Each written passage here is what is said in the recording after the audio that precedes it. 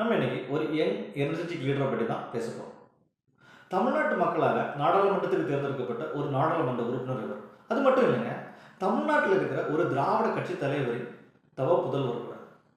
அந்த திராவிட கட்சி தலைவருக்கு நாடாளுமன்றத்தில் ஒரு மிகப்பெரிய நற்பெயர் உண்டு. நாடாளுமன்ற புலி என்று அனைவராலும் வாஞ்சில் அழைக்கப்படும் ஐயா வைகோ அவர்களின் தவ புதல்வர் துரை வைகோ அவர்களை பற்றி நம்ம இந்த காணொலியில் பேச போகிறோம். துரை வைகோ அவர்களின் நாடாளுமன்ற பேச்சுக்களும் செயல்பாடும் மக்கள் மத்தியில் மிகப்பெரிய வரவேற்பை பெற்றது. குறிப்பாக மும்மொழி கொள்கை திட்டத்திற்கு எதிராகவும் வகுப்பு திருத்த சட்டத்திற்கு எதிராகவும் அவர் பேசிய பேச்சுகள் மிகப்பெரிய வரவேற்பை பெற்றது.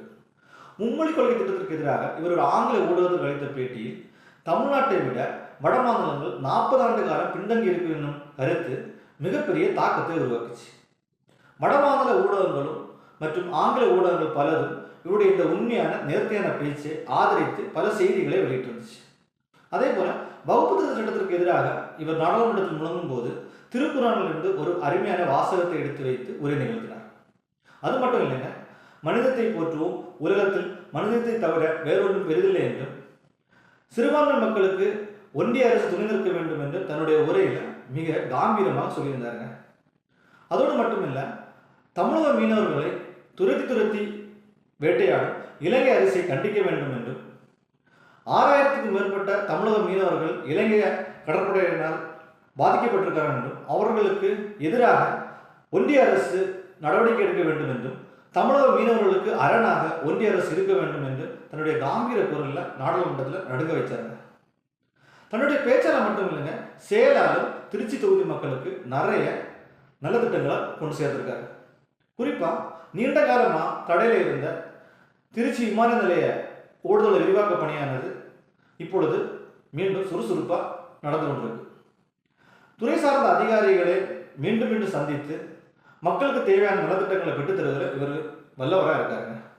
துரை வைகோ அவர்கள் தன்னுடைய திருச்சி தொகுதி மக்களின் மேம்பாட்டிற்காக துறை சார்ந்த அமைச்சர்களை மீண்டும் சந்திக்கிறார். சந்திக்கிறது மட்டும் இல்லை, அவர் கொண்டு போகின்ற கோரிக்கைகளை நிறைவேற்றி கொண்டு வரார்.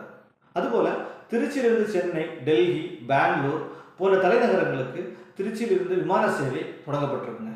உள்நாட்டு விமான சேவை மட்டும் இல்லைங்க, வெளிநாட்டுக்கும் விமான சேவை தொடங்கப்பட்டிருக்கு. குறிப்பாக யாழ்ப்பாணம், கத்தர், துபாய் போன்ற வெளிநாடுகளுக்கும் இவர் வந்த பிறகு திருச்சியிலிருந்து விமான சேவை தொடங்கப்பட்டிருக்கு. இது மக்கள் மத்தியில் நல்ல வரவேற்பு பெற்றிருக்கு. அதுபோல ஒரு வார காலத்துக்கு முன்னாடி தன்னுடைய தொகுதியில் உட்பட்ட புதுக்கோட்டை தன்னுடைய எம்பி அலுவலகத்தில் வச்சு மக்கள் குறைதீர்ப்பு மையம்னு சொல்லிட்டு ஒரு பெரிய ஒரு நிகழ்வு நடத்தியிருக்காரு. அன்னைக்கு மட்டுமே குறைந்த ஒரு 600 மனுக்களுக்கு மேலே பெற்றிருக்காரு. அதில் ஒரு சில மனுக்கள் உடனடியாக தீர்வு காணப்பட்டிருக்குன்னு சொல்கிறாங்க. அது மட்டும் இல்லைங்க, அந்த நிகழ்ச்சியில் ஒரு சுவாரஸ்யமான நிகழ்வு நடந்தது.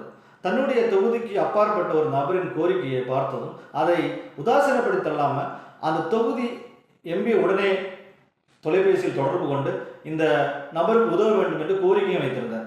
அப்படி மக்கள் சேவையை சிறப்பான முறையில் செய்துட்டு வருவது தான் நம்ம துரை வைகோ அவர்கள். திருச்சி தொகுதி மக்கள் தீப்பெட்டிக்கு வாக்களித்தது நிச்சயமாக அவர்களுக்கு ஒரு ஒளியை கொடுத்துட்டு இருக்குங்க. இவருடைய மக்கள் சேவையை நான் உங்கள் சார்பாக பாராட்டுகிறேன். அதுபோல அவருடைய மக்கள் சேவை இனி தொடர வேண்டும் என்று நம்ம எல்லாம் வாழ்த்துவோம். இதே போல இன்னொரு செய்தியுமா உங்களை சந்திக்கும் வரை நன்றி, வணக்கம்.